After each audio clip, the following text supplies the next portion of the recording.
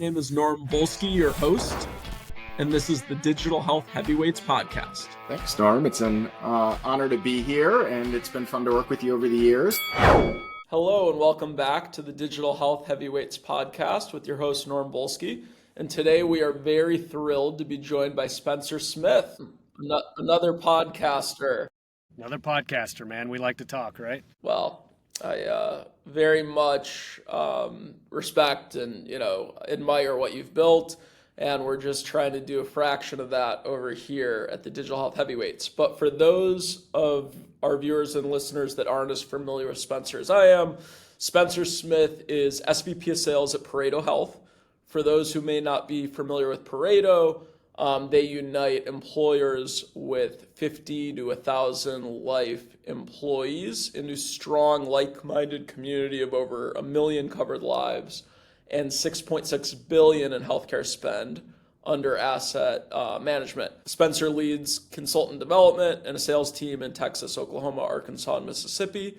He is also the host, as alluded to earlier, of the Self-Funded podcast with Spencer, a weekly podcast that covers all things healthcare in the U.S., with guests ranging from doctors, CEOs, entrepreneurs, and more. Yep. Previously, Spencer was SVP of Sales at PlanSight. Prior to that, he was VP at Amwins and has a background in finance and benefits analyst, as well as stop-loss sales. Spencer is a very well-rounded experience in healthcare, and I think brings really fresh and unique perspectives. So welcome. Thanks, really Dan. excited to have you on. Well, I appreciate that. All my resume suggests is that I spent far too long in health insurance, man. Yeah. It sucked me in, and here I am. And, I think like you, Norm, we probably start to figure out where you can carve out your own space in an industry and start gravitating towards things you like. And I've been lucky enough to find those things the last few years and really enjoy what I do. I love it. Well, you're doing great, and it's all out there for everyone to see, on LinkedIn, which is awesome. So we'll ask, what inspired you to get into health insurance and stop loss? Yeah. So it's kind of a two-part answer, man. The first answer is I stumbled into insurance out of college because I didn't know what I was doing and I needed a job, right? So that's the quick and easy answer. How many of us start? That's the majority. Every once in a while, I come across somebody that says, "No, I studied risk management and I wanted to be in insurance," and I say, "You're a weirdo." But like all people, we might accidentally get here, but then you start to realize that it's a much different industry than you probably thought. And over about a 5 or 6 year period, as I got more well-versed in the space, I started to get introduced to the concept of self-funding your insurance for healthcare for big employers. And that's really where the combination, I would say, of creativity and then the finance background that I had coalesced, and it became the obvious thing that I wanted to do for my career. And so I've been doing that probably 12, 13 years now. Yeah, and what is the common misconceptions about stop loss that you feel there are because you've been in it for over a decade? Yeah, so I think one of the there's probably two that I would say are most obvious. One is that people treat it as a commodity. So they shift stop loss carriers every single year and they chase a cheap rate, and they don't really address what's actually the problem in their plan, which is what's the claim spend. And so that's kind of the second misconception is stop loss is only a very small portion of a self-funded employer's overall spend. And if they don't address the claims, which are usually 60 to 70% of that spend, your stop loss is going to keep going up, right? So you're kind of chasing your tail at that point. So if consultants and those employers focus more on the claims, they wouldn't have to worry about choosing stop loss carriers every single year. Yep, I like it. Anything else that you think is worth mentioning about some misconceptions? Well, I would say another misconception is people think this is a niche space, but a overwhelming majority of large employers, 90+%, are self-funded. So it seems like this weird random thing that only geeks like us might talk about. But the overwhelming majority of employees in the United States are actually in a self-funded plan. They just don't even know that's happening. Yeah, very, very true. And walk us through your time as SVP at PlanSight. Yeah. Man, that was a great time. I mean, I developed really close relationships with the two founders, David Siderud and Steve Overton. I was, I think, employee number 8 or 9. So I got a real taste for the startup world, the pros and cons of that. And I would say it's actually, like you probably understand, a real world MBA where you see a business stood up from the ground up. You see software being developed. You go out and sell software that's in its infancy, so it's not fully baked yet, and you have to work around some of that. And I would not trade my time, the 4 years that I was there, for anything in the world. It's probably one of the best steps I made in my career. And what were your greatest learnings from that time? I actually learned how hard it is to stand up a business, man. Yeah. Especially the founders were onto something really exciting. They'd gotten the software to a minimum viable product at that time. And then you realize the reality of getting something fully market ready takes a lot longer and a lot more money than you suspected. And so fortunately Usually now, does. 7, 8 years on, those guys are doing exceedingly well. But it's like, a good idea is great. You have effort to put it out there, but then the real work begins once it's actually getting pressure tested by the marketplace. And I just didn't know how long that kind of stuff would take. Makes sense. And what are the successes you're most proud of in your time from there? I mean, I took us from having 0 clients to about 35 clients in an 18-month period, and it was all Fantastic. just me as a salesperson. That's where I started doing content too, so that will dovetail, I'm sure, to later in the conversation. But I'm very proud of helping that business survive and start to thrive. And then I exited and got to keep some ownership of it. But it's in really good hands with a new CEO, and they've built a good SaaS team. And so it's fun to see it proliferate after I've moved on as well. And walk us through the benefit that is received by Yeah. the customer and their employees. Yeah, so I don't know if you've ever personally done this, Norm, but the RFP process for insurance lines is mostly spreadsheets and PDFs, right? Yeah. And it's very manual. A lot of people, man hours are allocated to just spreadsheeting benefits. PlanSight's whole thesis was we could automate that process with a better software platform and do the entire procurement using software and AI. And they've done that, right? So it's eradicating eventually the need for Excel spreadsheets and PDF quotes, man. I'm sure that's the answer to many people's prayers over the years in industry. So I'm sure it was welcomed with open arms once people learned about it. Well, I would say, and especially younger generations, right? Like that aren't really, they're not used to having to do that type of manual labor in those spreadsheets. They're going, well, why are we doing this? Why am I keying in a benefit from a PDF and putting in Excel and then opening myself up to errors because I keyed it in wrong? They're like, why don't we use software for this? And so it became very obvious for that generation that this was the way forward. Yeah, obviously that solution brings a ton of value. Why did you decide and what inspired you to join Pareto as SVP of Sales? Yeah, great question, man. It was a coalescence of a few things. One, I just felt like my time at Pareto, I'd done what I sought out to do. Of course, the vesting component of that played into it. But more than anything, it was the opportunity that was presented at Pareto was, hey, we love what you're doing online. We love your podcast. Like, would you want to do that here? And could we create a job around your skills? And that's obviously a really enticing value proposition, especially with a company like Pareto on its trajectory. It was like, yeah, this is a no-brainer. And so I did that about 2 years ago, came over. Well, congratulations. I know you're having a ton of success. I know this is a loaded question. In your opinion, what is wrong with the current healthcare insurance model?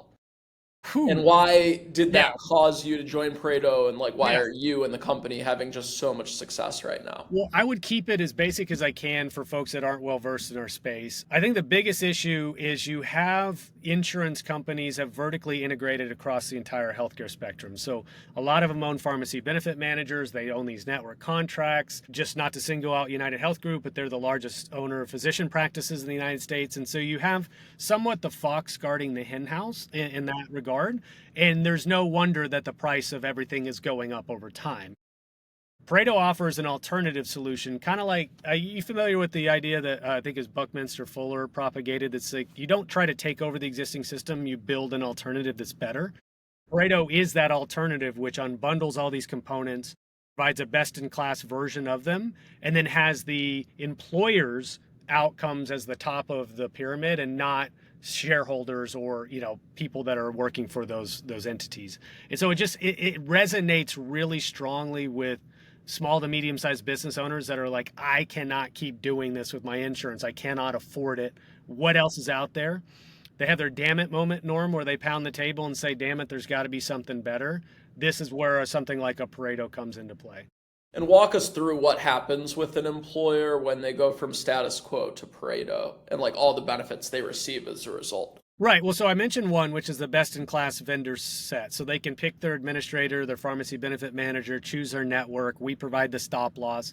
So flexibility is the biggest component. Rather than buying insurance and all the pieces from one entity that doesn't have their best interests in mind, they say, let's assemble a better version where I, the employer, have control. And then the main motivation is, let's say I manage my plan really well and I come significantly under budget. Well, I now keep those dollars to my bottom line versus giving those as profit to an insurance company. Yep. Very, very good. Self-fund or die. Tell me more about your tagline on LinkedIn. Oh man, that was a kind of a tongue-in-cheek homage to, what was it, Vote or Die, the whole South Park thing a long time ago. But I wrote a chapter in a book called A Whole Lot of Money in This Mofo. Madeline Smith had folks write an anthology book, and I wrote one of the chapters. And as I was laying out all the value of being self-funded for these employers, I thought it would just be funny to call it Self-Fund or Die as the chapter. And I guess people got a kick out of that. It's obviously, a little much, but I think what it suggests, right, is that this is the path forward for most businesses. If you're not doing this, you are putting your business at risk over time. Totally. Pareto Health is a community of like-minded employers who band together to reduce the volatility of being self-funded on their own. Explain why these, smaller employers and medium-sized employers join Pareto, how it benefits the organizations, and again, I think people like to put companies in subsets and categories. Yeah. I think a lot of times Pareto is put in like the captive category. Walk us through like what that means and how that's accurate and maybe how it's inaccurate. We're in the captive category because we are a benefits captive manager. Mm-hmm. So we're rightly so. And walk people through what that is. I will. Yeah, absolutely. And we are the largest by far in that category. But all a captive is, just to make it as simple as possible, you take a bunch of employers and you create a way that they can band together for smoothing out their volatility as well as buying power for cost management tools. I mean, it's as simple as that. How do you take a 75 life employer and make them act like a Fortune 50 in terms of size and scale? A captive is the way that you do that. And so back to your earlier question is like, why would I do that just rather than being self-funded on my own?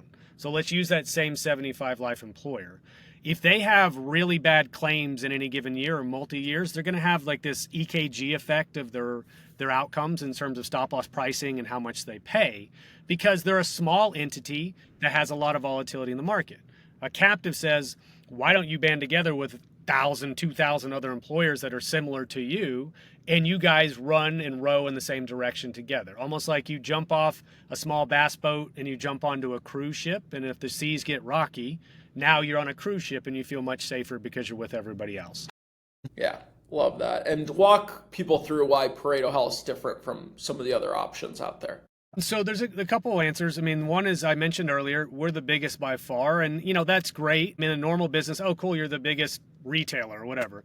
But a captive, the scale is actually the most important question to ask when you join one, because the bigger it is, the safer it is over time. And there's some other stuff around our stop loss contract, which is literally best in class. I mean, I can say that with a straight face because I've been doing this a decade. It's best in class. And then the cost containment stuff that people ignore, like I mentioned earlier. The tools that we brought forth for employers to use to save money on claims are not available for groups that are normally trying to do that stuff on their own, because we're as big as an Apple or a Microsoft. Yeah, really, really like it. And how does Pareto make self-funding simple for mid-size employers? So one of the things that I saw that was challenging in my past life, Norm, being just a stop-loss sales guy, is it's very difficult to convince a fully insured employer to go self-funded, because that transition is scary for them. Yeah. I would say Pareto's sales process and the value proposition combined, I've never seen an entity be able to convince as many employers to convert to self-funding, because they get it and because it offers that safety net that they're looking for. And so approximately 60 to 70% of all the groups that come out of fully insured, which is a wild number when you consider traditional stop loss. Mm-hmm. And explain risk financing for viewers and listeners who may not understand that vernacular. So the most simple way, again, that I can explain it is you're prepaying for your insurance when you're fully insured. And what I mean by that is you go to Blue Cross or United and they say, hey, Norm, to cover your population, it's going to be $1 million this year. And you say, okay, I'll pay my monthly premium. I can set it and forget it. The issue is if your employees actually only spent $500,000 in claims, well, you already committed to paying $1 million this year. So all of that's now going to them as profit as a result. When you finance through something like a captive, you say, hey, I'm going to pay cash for the majority of my claims. I'm going to buy catastrophic insurance in case I can't afford a really big one. And so now from an efficiency, a taxation standpoint, I as a business owner get to reap the benefit of a good year and keep that money rather than giving it away as profit. The analogy is prepay, fully insured, pay as you go, self-insured, and you're only paying for what you actually owe. Yeah, I like it. What's your favorite story of a company you brought on board, and how has Pareto changed their healthcare coverage? So there's a case study that we went through not too long ago that I love. And there was a person, unfortunately, was a hemophiliac dependent. And for those that don't know, that's a blood disorder. And there really is only a handful of drugs on the market that can help those people. And they're life-saving drugs, but they're enormously expensive. And this dependent was going to spend up to I think it was $2.4 million that plan year. We brought them into the captive. We partnered with one of our PBMs. They were going to bring that 2.4 million down to about 1.3. But the actual real reason I like the story is we got them qualified for a patient assistance program, which are government programs to help people that don't have the means to pay. And we actually got that drug down to $0 for the employer. Wow. And $0 for the employee. So saved them $2.5 million, and the individual didn't have to pay anything out of their own pocket as well. That is a ton of value and great for everyone involved. It's true win-win-win. I really like it. Tell me about your favorite sale that you've been a part of. My favorite story is actually way back in my Sun Life days, a long time ago. I was sitting there on a Saturday waiting for my wife to get ready because we were going to go out for New Year's Eve. So Saturday, December 31st. And I had an opportunity come to me from a broker that morning. He goes, "Hey, if you can get this number here, you'll sell the business." I'm like, it's Saturday and it's New Year's Eve. Who am I going to get? So I'm pinging all my underwriters. Luckily, I got one that said, all right, I'll work on it. And within like 2 hours, not only did I get the terms, but I got the proposal signed, and I was able to go out to dinner with my wife and celebrate on New Year's Eve. And I think it actually helped propel me much farther above my goal that year. And there was obviously bonus associated with that. So it was just a wild, everything worked out perfectly, and it shouldn't have sold, yet it did. I like it. Really, really cool. I've noticed that Pareto is getting great folks from all over the space.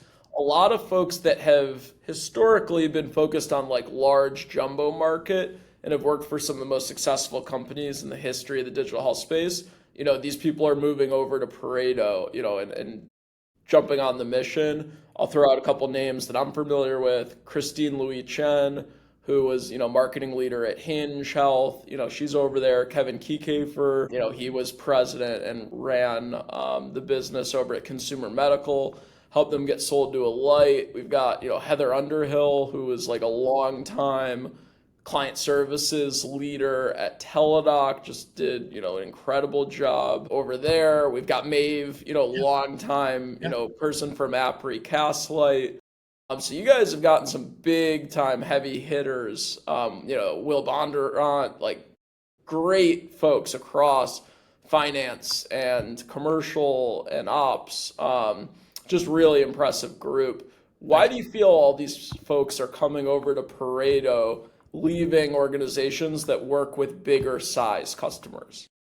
I think it's a couple things, and I appreciate you having that full context, because you're absolutely right. Who we've attracted, it's actually pretty exciting. I'd say it's a couple things. One, they recognize that small to mid-sized employers have been getting screwed. I mean, it really comes down to that. Like, they believe in Main Street. They believe that the backbone of the U.S. economy is on these type of businesses, and they want to be a part of fixing it. I think the other thing, you just have to look at our life cycle, Norm. We are really in a massive growth trajectory. And the last couple of years have been phenomenal, and we don't see that slowing down anytime soon. So you can imagine folks of their stature going, I want to be associated a part of that type of business, because the path we're on is to hopefully, and I know this sounds really lofty and crazy, but fix healthcare in the United States. And I think every listener would like that to happen. Yeah. And it won't just be us. Let me be clear. It won't just be us, but we have a tagline, be on the right side of the fight. That's on our opening slide deck. Yep. It's because we believe there's a mission associated with what we do, and it's not just about making money. I like it. And explain the culture a little bit more at Pareto. I think that's like a really good segue in. Well, so our original founders, Andrew Clayton and Andrew Kavanaugh, are old captive guys. I mean, they were part of other captives before. But they had this rogue or contrarian idea that the captive was going to be the way to solve this. And they were going out in the market and whiteboarding this idea and trying to stand up a captive when people really had no reference point and benefits that it was possible. And so you have this contrarian mindset that infuses everything we do, that it's like fighting against status quo. And that spirit is maintained over the last 13 or 14 years, even though we've gotten massive. I think it's a testament to their vision. It's a testament to their execution. But we went from a bunch of people flying around the country doing crazy stuff and talking about this ridiculous idea to now people going, well, obviously the captive makes sense. And they did that in a very short period of time. Yeah, it's awesome. You lead a sales team across 4 states. What do you look for, when hiring salespeople for your team? The mission always precedes that. So like, are people interested in the mission, and do they care? Do they actually give what about it? But then it comes down to, you want to be part of an organization that's hard driving. Expectations are high. Obviously, the rewards are high if you achieve your goals or above your quota. And then do you want to be part of fixing this? I mean, it comes down to that. And so you can have all people of different walks of life, different backgrounds. If they commit to train and commit to this cause, they will be successful here. But it's not for everybody, because the pace is fast.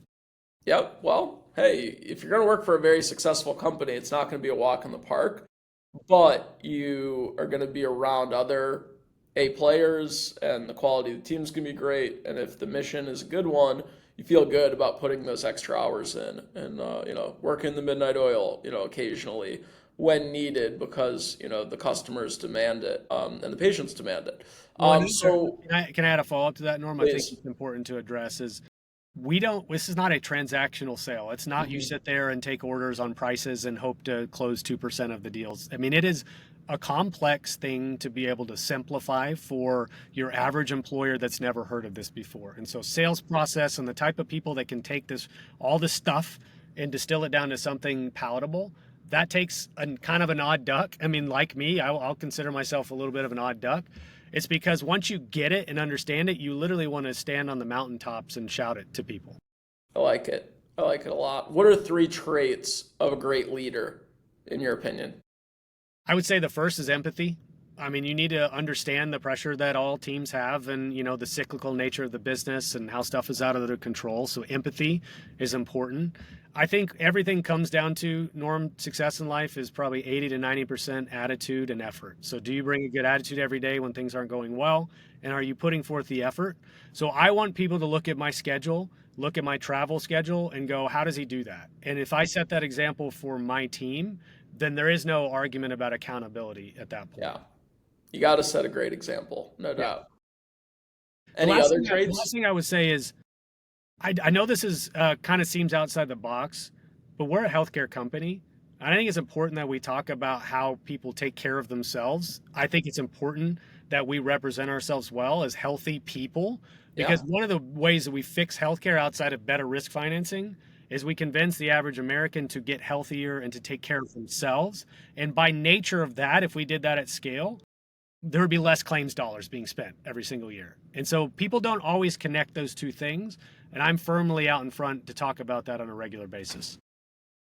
I'm right there with you. I think that's a big reason why we started the Healthy Headhunters video series of cooking healthy meals, because we're big believers in we got to practice what we preach. If we are selling people on the concept of changing their career path to potentially make a bigger impact on healthcare as a whole, we got to do our part as well. And the best way to do that is, start with ourselves, exercise, take good care of ourselves, eat right, try to remove some of the vices that are in our lives that aren't like healthy, long-term habits.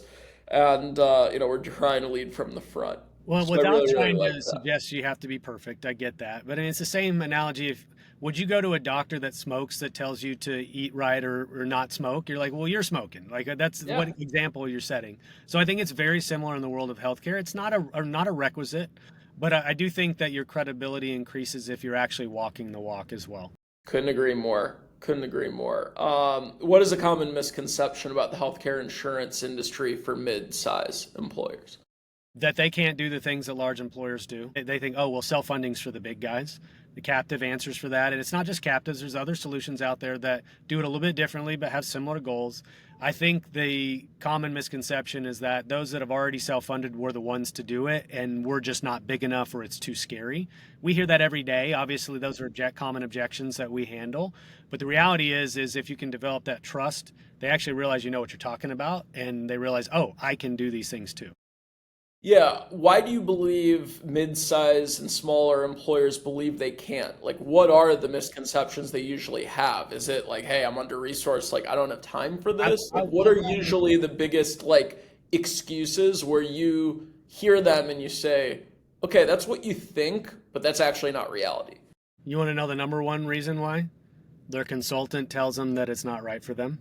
And I know that can Because they don't make a commission on it. well, they can make commission on stop loss. I won't be clear about that. They can make as much money. I'll be clear Okay. about that. But their consultant is looking at it and going, well, it's not right for you. You're not big enough.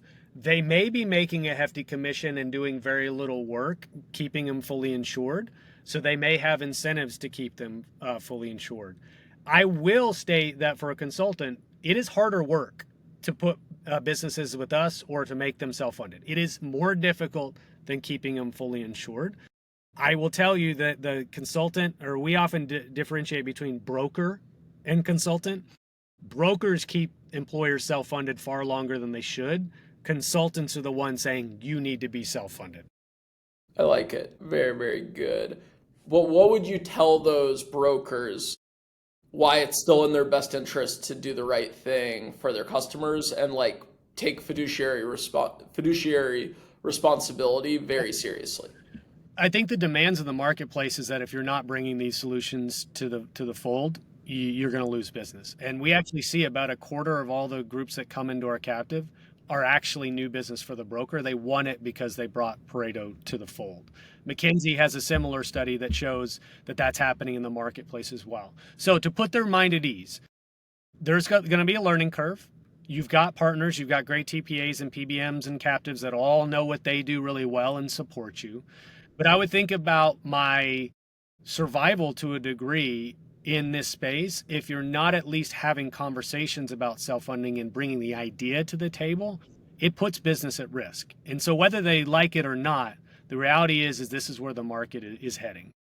Yep. Yeah, I think whether you're categorizing yourself as a broker or a consultant, if you are not doing what is best for your clients and your prospective clients, then you're in the wrong business and you're not doing things the right way. Well, and let me be I clear, think there was so I can get myself out of a hole.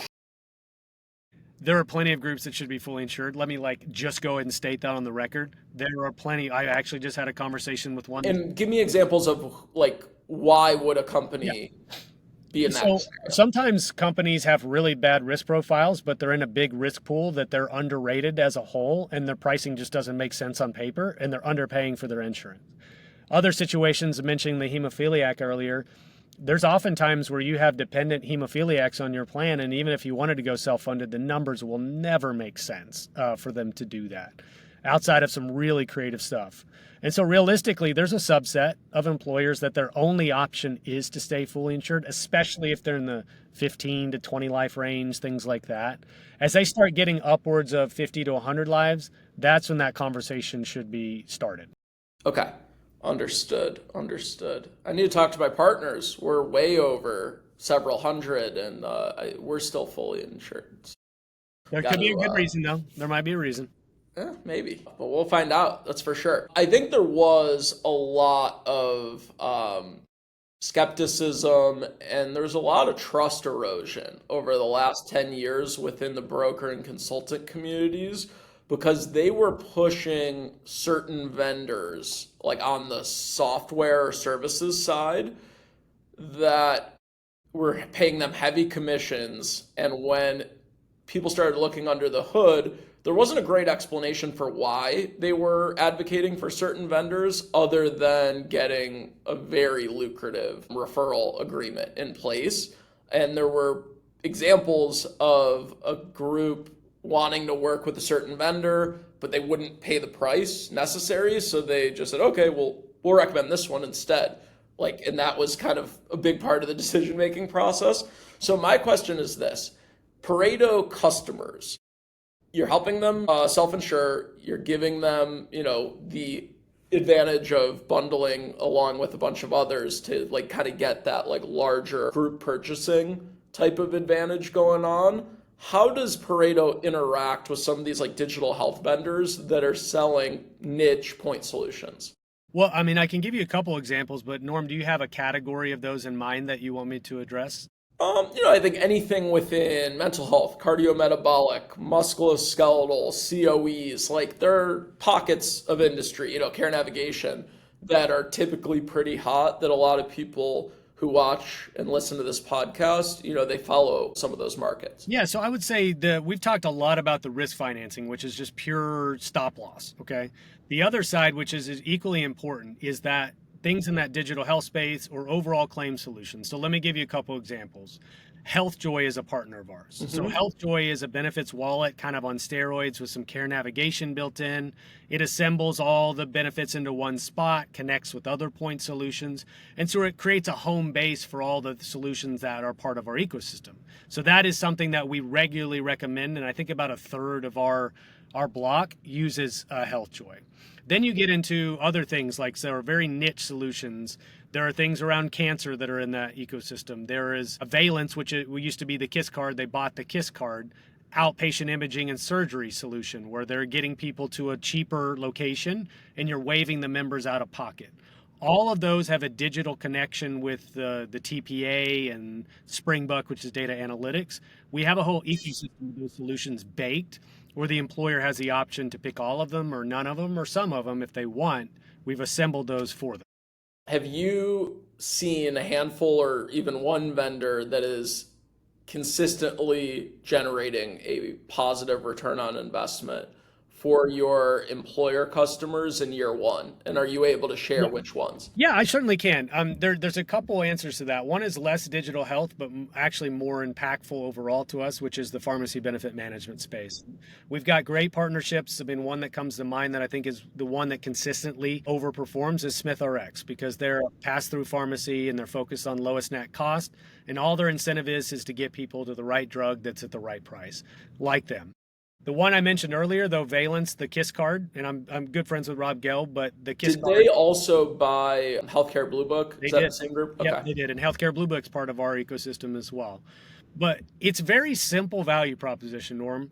If you get an MRI and you get referred down the street, you have no idea what that MRI is priced, right? And it could Correct. be $800, it could be $4,000. Valence KISS card comes in and says, hey, we see you need an MRI. Norm, would you be willing to go a mile away? Or sometimes you might even have the exact same location, but you have KISS's contracts instead of your regular reimbursement schedule. And you could go, hey, Norm, it's only $700 if you use the KISS card. And guess what? You don't pay a dime for that out of pocket. So why would a person not do that? So that's a really easy low-hanging fruit within a plan.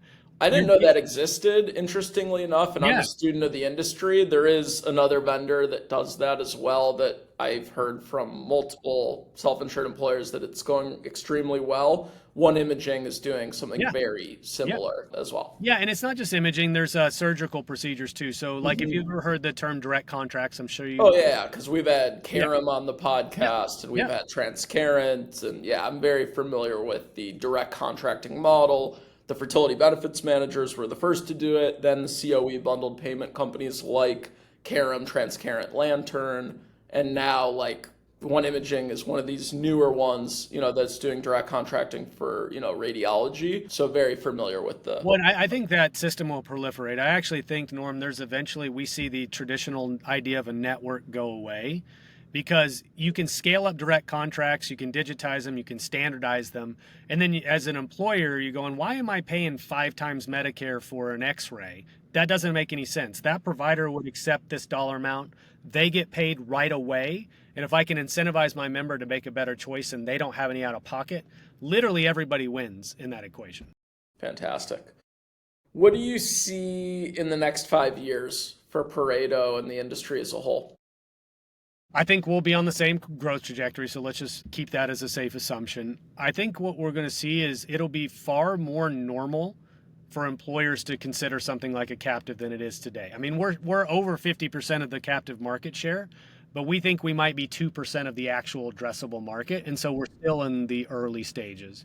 But outside of Pareto, I firmly believe you're going to see a new form of primary care emerge where people are really committed to and investing in, whether it's virtual or brick and mortar or a combination. That will happen. And the revolution of wearables and the data that's collected by those wearables tying into primary care, you're going to have people empowered to actually be more proactive in their own health. Gotcha. What solutions would you like to see enter the market that don't exist yet? Also, I got to create a business on the fly real quick. Maybe, if you have any off the top of your head. I would like to see a lot more, robust is a stupid word, I hate that word, but blood panels and stuff like that are really getting down to root cause issues with human beings. I mean, the regular blood panels you get are okay. The reality is that people just don't want to pay for all the other stuff that should be paid for, and we're missing a lot of stuff that could be caught early. Allergies, gastrointestinal issues, all those things are being missed. So I would like to think that would be a standard part. And there's actually a company that I see a lot on LinkedIn, Superpower, that's talking about this. I don't know if you've seen those guys. Yeah, Superpower and Function are kind of like these new entrants. And then Brigham Bueller, who's been talking about this for years, and he's been on Rogan a couple times. I mean, he's talking about this as well. I think it's just so obvious that the actual insurance marketplace is behind in this regard. Yeah. Couldn't agree more. What is something you learned from being, a podcast host at Self-Funded with Spencer? I used to want a seat at the table, Norm. I was like, hey, I want to earn the right to be at these tables and having these type of conversations. What I learned about a podcast is I actually had my own table. And when I built the platform, people wanted to come on my own platform and be at my table, which is a weird thing to say, but it's opened up so many doors that would have never opened. Doors like this would have never opened had I not done it. Yeah, no, I experienced something very, very similar. And I think, what I've noticed on your podcast, that's what I aspire to as well. Like, it comes off as so authentic because I believe it is, because this is what you care about. Like, you care about so much that you take time out of your busy day. I'm sure, there's many things you could be doing with your time, but you choose to spend it on this because it's an important priority for you. And, that's a ton differentiates you from, people in your business that are just in it to make a quick buck. It's very obvious, how different your approach is, than most. Obviously, all your episodes are wonderful. I've watched a bunch of them. Highly recommend everyone who's watching and listening, go check out Self-Funded, give them a follow, subscribe. What are some of your favorite episodes and why? Good question. I had a fortunate chance to sit down with Dr. Marty. I don't know if it's Macari. People say it the same or different. But he's now the commissioner of the FDA, and he actually wanted to stop by the podcast for his recent book launch.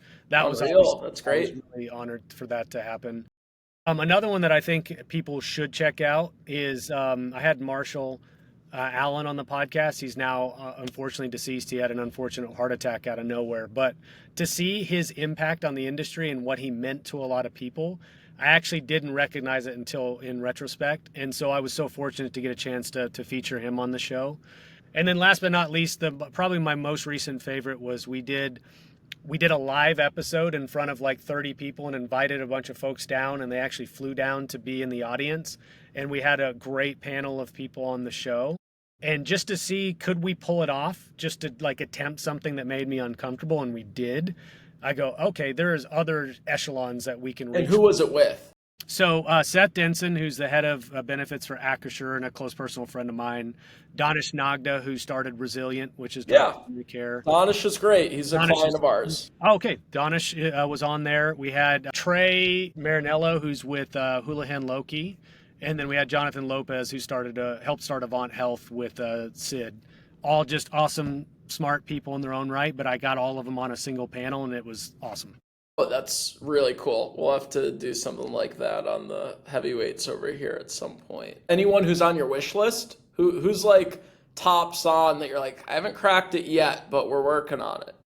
I would love Mark Cuban to come on. He's in Dallas, and that's on our wish list as well. If I get him, I'll let you know how he did it. But he was at our San Diego members meeting last month to speak, and he's obviously incredible.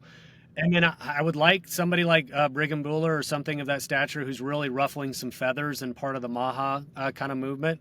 somebody like that could come in here and just really talk about how do we break this system wide open, I think he's a guy I'd love to get.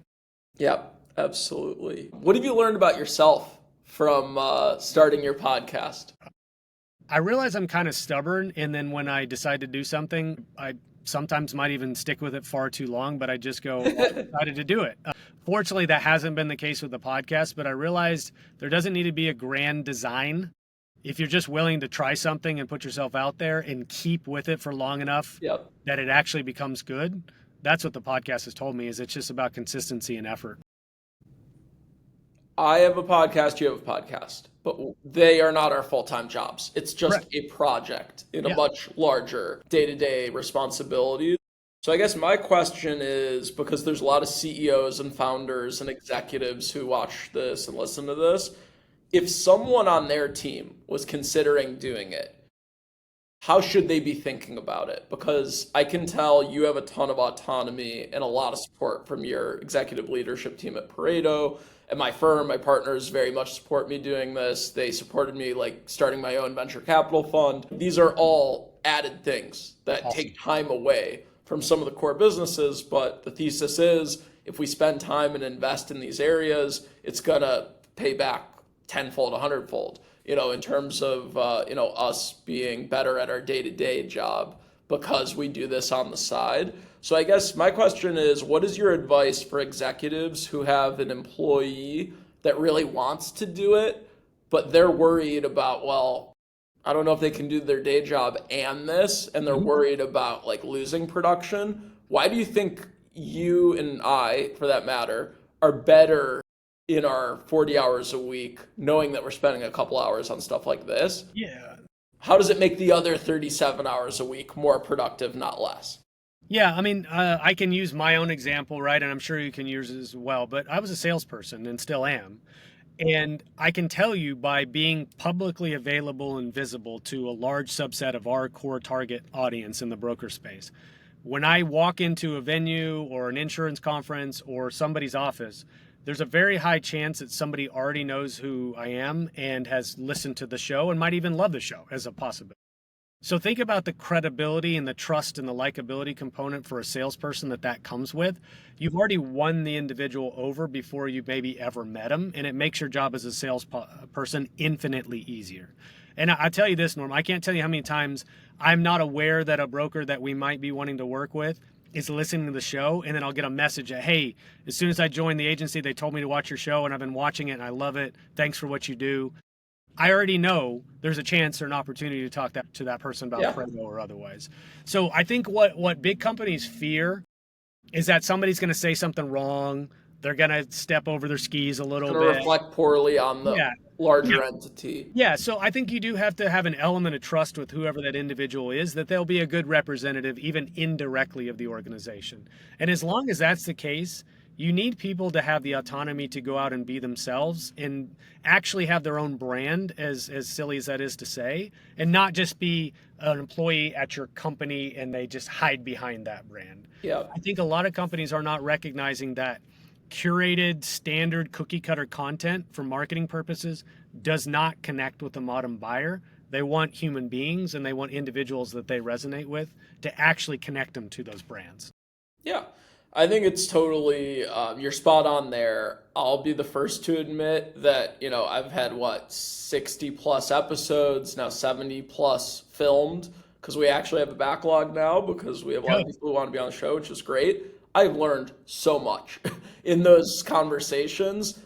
I am more knowledgeable about my day job by doing this. So sure, is the exposure great and showing up to places and people recognizing your face or having some context going in, or being able to call someone who will take your call now because they've been on your podcast as opposed to before, sure, but just learning and knowledge of the market is tenfold what it was a year and a half ago when I started this journey. So I'm learning just as much as it's been helpful from a brand standpoint. And let's talk about someone we were just discussing, Mark Cuban. If another multi-billionaire was trying to change healthcare and creating this new age PBM and price transparency, but the general public didn't know who that person was, didn't have like this relationship with that person, didn't have their brand or an understanding of what they're all about or how they do business or how they, make decisions and all that kind of stuff.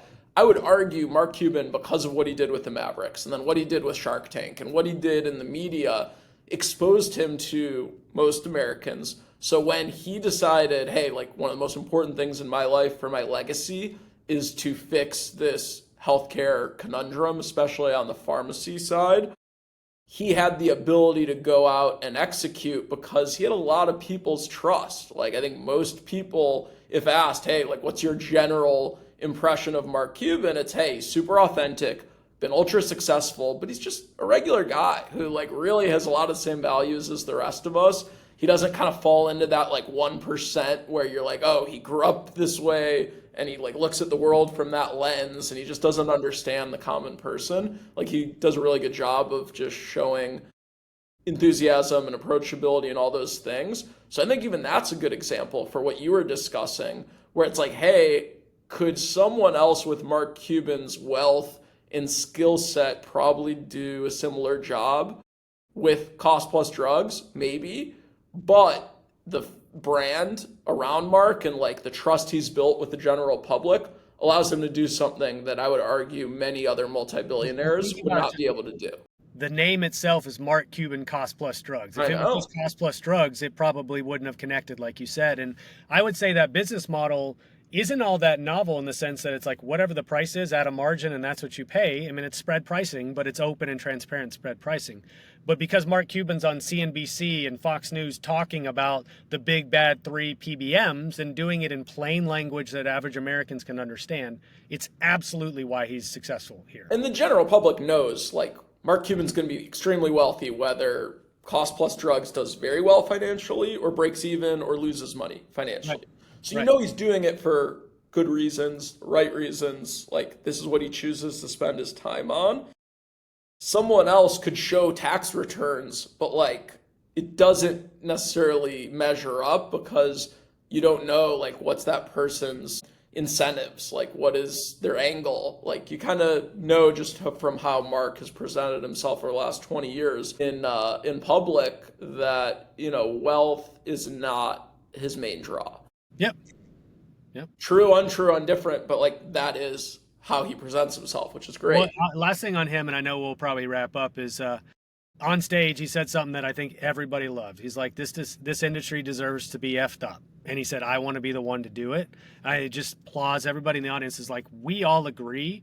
I think just having somebody with his gravitas and his background and his influence saying, I'm going to screw this industry up and then disrupt it and make it better, people get on board with that. So it's easy to appreciate what he's doing. It allows others of us that have the same goal to have the courage to stand up, knowing that someone, with that much to lose is willing to do it, and fight some of these, very influential groups. So like we said earlier in the podcast, you're a big, hey, I want to practice what I preach. And if I'm going to be in healthcare, I want to live it also. What are some of your favorite ways to exercise and reduce stress? You mentioned you travel a ton, you have a full-time job. The podcasting thing, it definitely takes time and effort. You got a lot on your plate. Like, how do you kind of de-stress and stay even keel? So the gym is my sanctuary. I actually go to the gym after work because it's my decompression for the day. Some people like to train in the morning and set the tone. I like to relieve the stress, listen to heavy metal in my headphones. Like it's just, that's how I just get rid of the tension from the day. If I don't do that, I'm not the same person. And so I've discovered, I was a college athlete, all that stuff. I discovered. What did you play? I played soccer in college. So it was more of a runner then. I like lifting weights more now. But I just realized if you just don't stop doing it, it's easy to keep doing it. It's like inertia works in both directions. And you see a lot of people that maybe were a high-level athlete, 10 years on, they've let themselves go. It's really hard to get back. I'm like, well, just don't stop, and then I never have to worry about that issue. And so that's a big part. And then obviously nutrition and all the other stuff that comes with it, sleep, not drinking too much. Although we're in an industry where drinking is common, I do my best to keep it social or not do it if I don't want to. Yeah, you can always get a soda water with lime. And, that's the trick, man. It's a club soda with lime. Nobody's wiser if you have those that. Ones work. You can get an NA beer and just have it poured into a cup. Again, I don't think people are as much into peer pressure as they have been in No. the past. My alcohol intake's probably declined 90%, from even 2, 3 years ago. And it's really because I don't have time to be hungover anymore. Honestly, like I wake up, my kids are like at my bedside. Hey, daddy, wake up. I'm ready to play. No time to be groggy, for sure. Agreed. Agreed. Um, so I would certainly say limit your alcohol, weight flies off, and you'll feel a lot better in the Well, I'm actually morning. seeing a movement in our industry where people are very forthcoming about deciding to become sober and making Yeah. that like publicly known. And Mhm. the reaction is usually like, that's amazing. Good for you. Like they're happy. They're not going, well, why aren't you stopping drinking? Like nobody gives anybody a hard time anymore. And so I Yeah. actually love that, seeing that Uh-huh. change happen. Yeah, my parents came over for the, Cavs game yesterday. Sadly, we lost and our season's over. But my dad like had this like Negroni like pre-made and like a Tupperware type thing, and he's pouring one for my mom and him. He's like, "Norm, you want one?" I'm like, "No, I'm just not feeling it." He's like, "Oh, you're not drinking anymore." I'm like, "Well, I'm not trying to drink much hard alcohol. Probably like maybe a couple times a month I'll have a drink here and there. Other than that, like I'll have wine with dinner as long as someone else is opening the bottle and it's like more of a hey meal social type thing, but I'm never the one to suggest it, because if we can go without, that's fine. Yeah. And they handled it well, so It's that's that deficit you mentioned. I don't want to start my day in a deficit most days yeah. because you're always trying to get back to baseline, and that could take the whole day some days. And Hmm. it's like, what did I do till I got there? I was useless, right? Or at least less So than my true. optimal self. Yeah. And you mentioned like diet is very important. I think what we put into our bodies is a huge determining factor of our health. It truly is the fuel, that we are able to expend energy on. So any healthy recipes or favorite recipes that are not only really healthy, but maybe even easy to make. So, someone like us who's always on the move, never has enough time in the day, can eat healthy, but also really enjoy, the meal because it tastes Yeah. good. So mine's going to be as simple as possible because I like a very low carb diet and predominantly animal based Mhm. meat, fat. You'd be surprised, dude. A steak in an air fryer takes you about 12 minutes. It seems sacrilegious to throw it in an air fryer, but I can tell you it's going to give it a 85 to 90% what you'd want. And you push a button, you flip it once, and you're done. You put a little salt on it, you're good to go. So, like, there's my recipe. Put a steak in an air fryer. All right. And Could beyond be that, chicken, could be salmon. yeah, you don't have to eat red meat if you don't want to. It could be chicken, salmon, whatever. And the reality is like with 2 kids, myself and a wife that's always busy managing the house and the kids, it's like whatever we can put forth for dinner that's not perfect but great or good enough, we're gonna do that. And the air fryer is a lifesaver for that, man. Big air fryer person. My wife and I use it a ton. It's good for our family. Well, again, Spencer, thank you so much for joining us on the Digital Health Heavyweights podcast. I know you have your own podcast, so appreciate you joining another. Excited to eventually come on yours when I'm in Dallas next. And thank you so much for joining. My And pleasure. excited to see what you and Pareto continue to accomplish over the next handful of years. Well, likewise for you, man, and we'll be happy to have you. Just bring your gloves when you come down, okay? All right, I'll try to make sure they fit in the carry-on. Thank you. Thanks, See you, man. Spencer. Thank you for joining. Please like, comment, and subscribe below if you enjoyed it.